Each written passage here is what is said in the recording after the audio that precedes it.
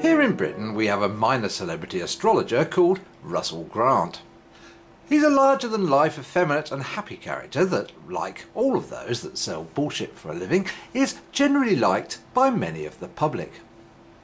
He is in a way a bit of a joke character, like a comedian but without any real jokes to tell.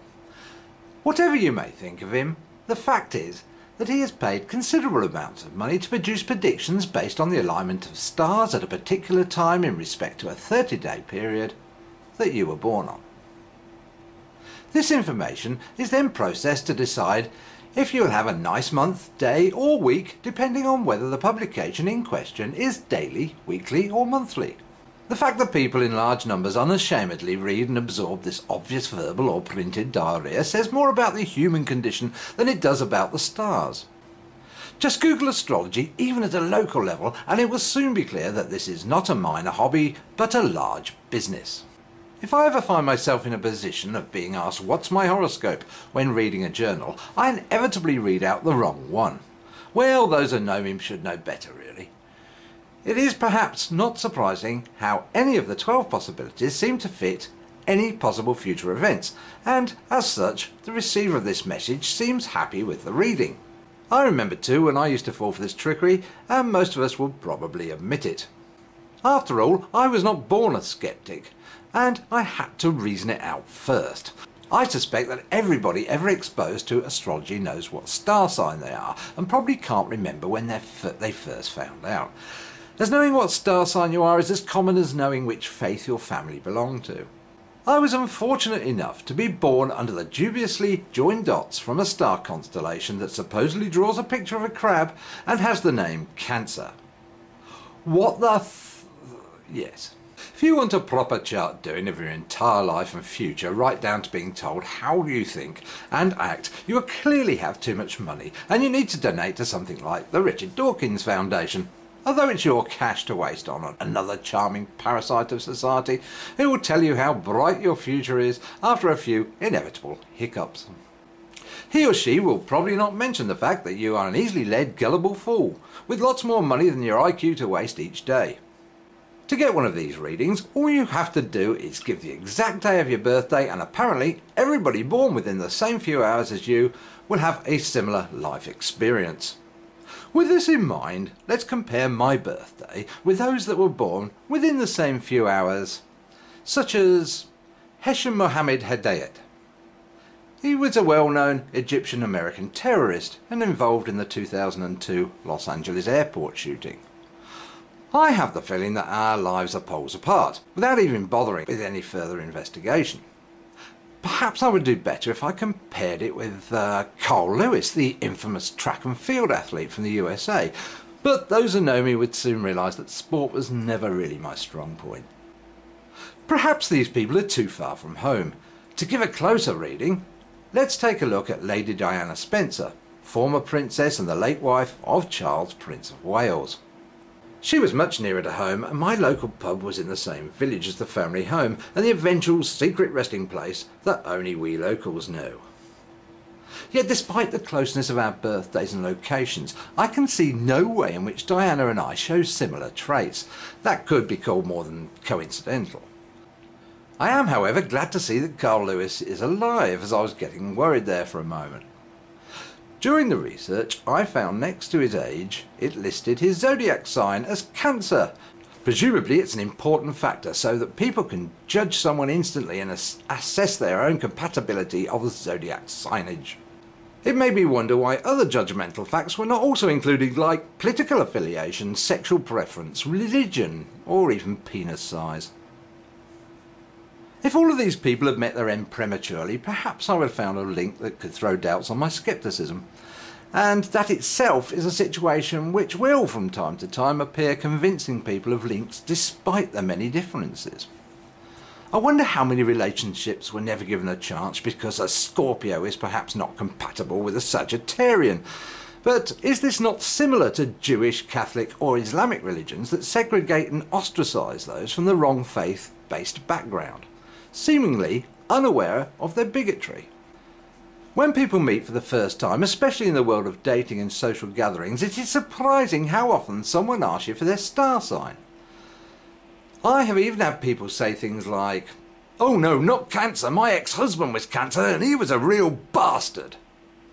What reply can you give to people who think like that? I prefer something like, "What, you're a Taurus? Do you realise that that's what Adolf Hitler was?" Although you can add any unpopular character for the fun of it. When I come to think about it, I've had similar encounters because my first name was the same as an ex-husband, which seemed to mean that I must be the same as every other Steve on the planet as well. In order for my scepticism of astrology to be no more than dismissive, it would be wrong of me not to look into the possibilities of birth time coalition with movements of what is often called the heavenly bodies.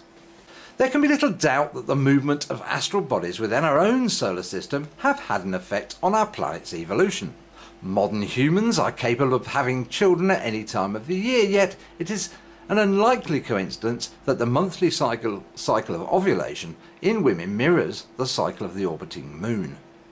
Likewise, the Earth's orbit of the Sun brings the seasons that life endured and adapted to through natural selection. In warmer climates where food is more plentiful, we find animals and plants that have no need to hibernate or drop leaves during the winter, and may also produce offspring at differing times of the year, yet most of life on Earth is driven by seasonal changes of cold or drought. It's not entirely clear why women follow a monthly cycle, yet the human line of arboreal primates shows that our ancient ancestors would have lived a nocturnal lifestyle, and the influence of the moons rather than the solar cycle is probably still programmed within our genes from these times. As an example of seasonal influence, the frogs in my pond are usually hatching into tadpoles in late March to mid-April, which makes the entire population Aries by default.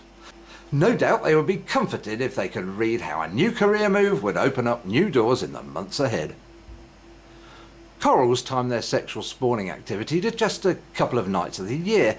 How they know the exact time to do this is a question we still need to answer, yet there can be little doubt that astral bodies of our solar system have influenced and developed all of life on Earth. When it rains, we often feel different from sunny days. High and low pressure can sometimes make an entire population act in similar ways. I have often noticed spending patterns follow climate within my own business, and we are aware of long periods of sunless winters that can bring depression to many people, which is credited to a deficiency in vitamin D. Once again, these environmental effects are certainly explainable within the forces of nature and natural selection.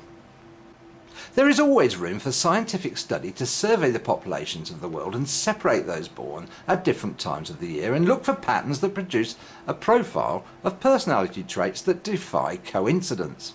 However, without these studies, we still find plenty of victims that are prepared to listen to the modern soothsayers and be fooled by ignorance. Armed with just a fraction of knowledge, it is just a small step for the unscrupulous bull, or should I say Taurus shit, to embellish the science and pass off nonsense to an influential public. It is an entirely different matter when we consider the influences of stars that are often covered by cloud, and even within the premise of a constellation can be separated from each other by vast distances of hundreds to millions of light years. The question that I cannot answer myself is, why do people feel the need to know the future anyway? It is not as if these people could give you next week's lottery numbers, because if they could, they would not be wasting their time with your stupid curiosity in the first place. Of course, the answer will be that to be that specific is impossible, but what is the probability of being specific about 1 in 500 million people who share your monthly birthday? The world is seemingly full of these ridiculous soothsayers that feed like flies on a turd, spewing out the acidic bile and sucking up the cash. If you think you know the future is bad, then you will try to change it. Do these people then expect us to believe that predictions would have come true if they had not taken a certain action, like dumping a partner? One of the most common uses for prediction is relationships.